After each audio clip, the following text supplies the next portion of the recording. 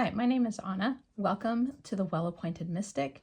Today I am going to finally do a little flip through of the Lighted Window Tarot from Lantern Print Co. The creator of the deck is named Lindsay Hook. This was a Kickstarter project.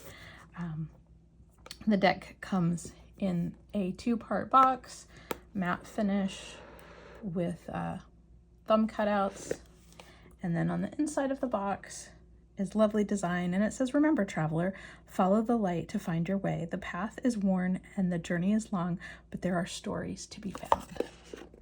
So very nice attention to detail. The box is lovely.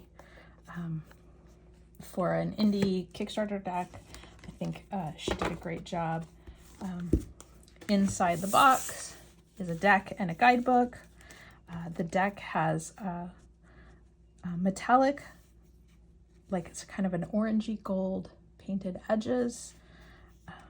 They are not foil, they are painted, so there may be some rub off, but also there's not a rough edge, nor do the cards have to be split to get them apart like some of the foil edging that has been done in the past.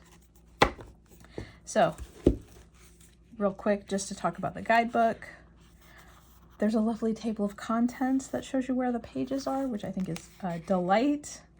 There's some spreads, and then full color images of each of the cards, as well as a short keyword, a little message, themes and symbols, which I think is really nice, just breaking out the themes and symbols at the bottom. So like looking at the Justice, the symbols and themes are scales, cups and vessels, books and for wisdom. So just a very nice, the entries, particularly when you get into the minors, are not super long. These have full color images, but the information is just about a half a page instead of a full page. But she does include a section for numerology and court cards, which I also think is very helpful. So I do think that this is a good little guidebook. Feels nice in the hand. So my cats, man, they shed on everything. So let's talk a little bit about the deck. We're gonna go this way so I don't get as many shadows. The card back has the little lantern.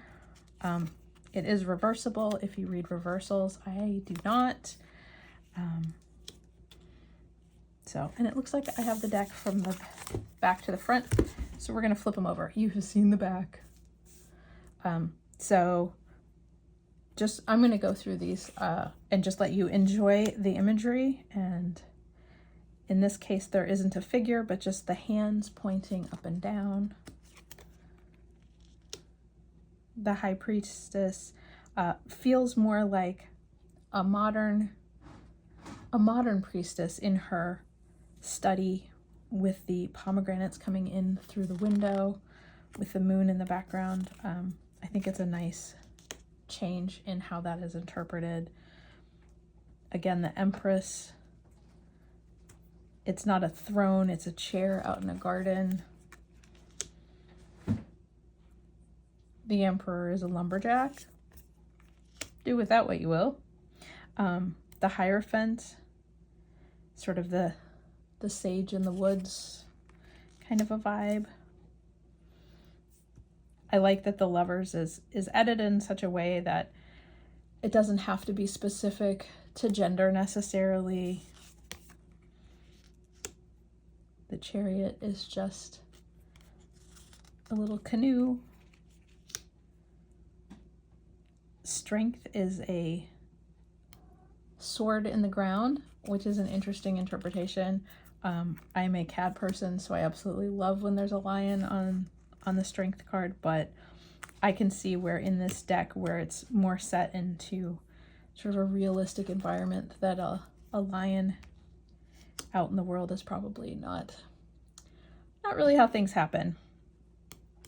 So this very much feels sort of like the wheel of the year.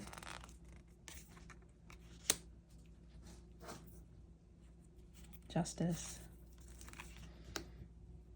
The Hanged One. Death. Temperance. The Devil. I like that the Devil is a reflection in a mirror.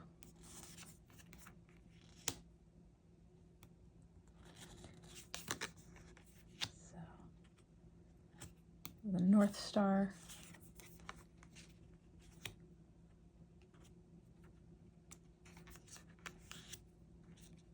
I am very partial to this Sun card with just the swans, the fish in the water.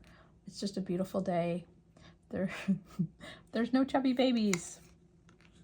Not that I have a problem with chubby babies, but everybody has their card where they're like, really? Did you have to do that again? And for me, it's the Sun card with the chubby baby. I don't mind the sunflowers.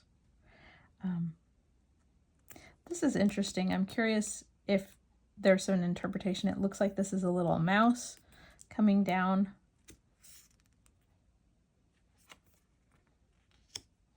The World. It's just a beautiful card. So with this deck, the minors are all pips. So this is something that I did not know or was not paying attention with the Kickstarter. Though I probably at the time I was like, I'm going to get better at reading pips. So there are some hints to the meaning in the pips. And some just sort of like the placement of the Five of Wands has a little bit of that crossed wands feeling. So I don't know if the pippish nature of the minors would be a make or break for you, but it definitely makes this a bit more of a challenging reading for some. And then when you get into the court cards, they are figural, and they are interesting figures, I think. And each of the minor suits has a whole color. So the wands are this orange, the cups are this purple. You can see there's a green for the swords, which might be a little challenging for some people. The expectation there is usually that the swords maybe are blue for air. And then in this case, the pentacles are kind of close in color. They're just sort of a greenish ochre color. So I think having a little bit more diversity in these colors would have been helpful if you're looking for that quick read. But since these are pips, I don't know that they're going to be that hard for someone to read. Because really, like, you're going to mistake that for a swords card? I don't think so. I do like the little teacups. I think they're really cute. And they do feel modern, more contemporary. The 3 cups that are cracked. 2 that are full. So there's little hints. You know, these 7 of Cups do have things in them. So there may be some keys that will help people if you're not as familiar with reading pips. And I am not as familiar with reading pips. I would like to get better. And since the guidebook includes the information about numerology, that might help to make these easier to read. So that King of Cups, man, I always think of the Knight of Cups as being like the lover boy. But he's got some moves. And the swords. So again, you get your crossed swords. You get your sword laying down. So there's a little bit of that sort of symbolism, but a lot of it is a little bit more just classic pip styling. So the 9 sort of creating the,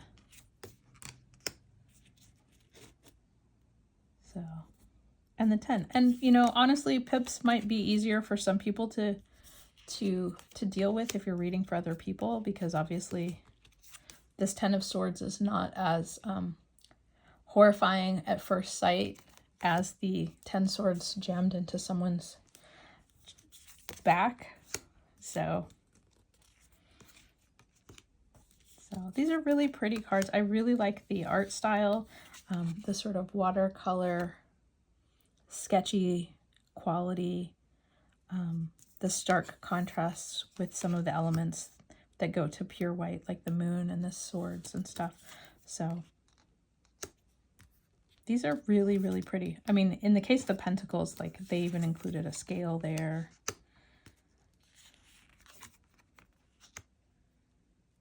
So. But some of these, again, you know,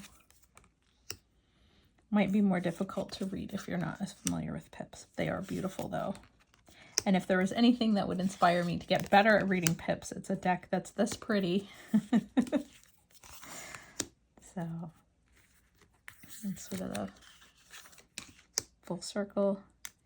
In this case, the page, and I want to say, I thought I saw a video that someone else did where they had suggested that in every case, the page was an object.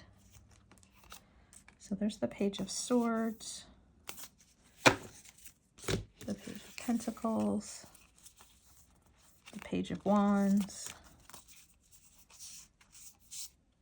and the Page of Cups. Yes, they are actually correct.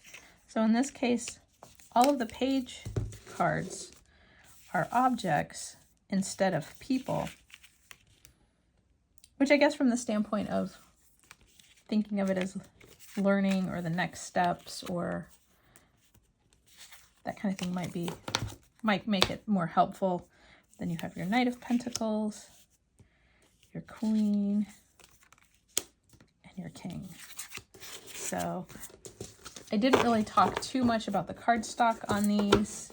The cards are pretty flexible, but they're a little bit thicker than a lot of decks. I'm sure somewhere there's information about the exact paper weight. I did not check. They are a matte finish. They are not a rose petal or that weird sticky finish. They're just matte. So they slide nicely. They're easy to move around. You guys really want to see me try to shuffle? My hands are tiny, so since these are a standard size deck, I kind of have to shuffle sideways because I cannot get my tiny baby, little tiny hands around them. So they do shuffle okay. I'm more inclined probably just to overhand them since they are good and slippery. So that will make these fairly easy to use. I do think that this is a very interesting deck. I think it was one that I backed on Kickstarter specifically because I did not want to miss it in case it did not come to Etsy later or some other channel. So there was a little FOMO on my part, but I do think it's a fun little deck. I think they did a really nice job. If the pips don't scare you off, I think you will really enjoy this deck. The Five of Pentacles today. So reach out, ask for help. It's all around you. Thanks for watching. Like, subscribe, leave me a comment. Thanks for watching. I'll talk to you again soon. Bye.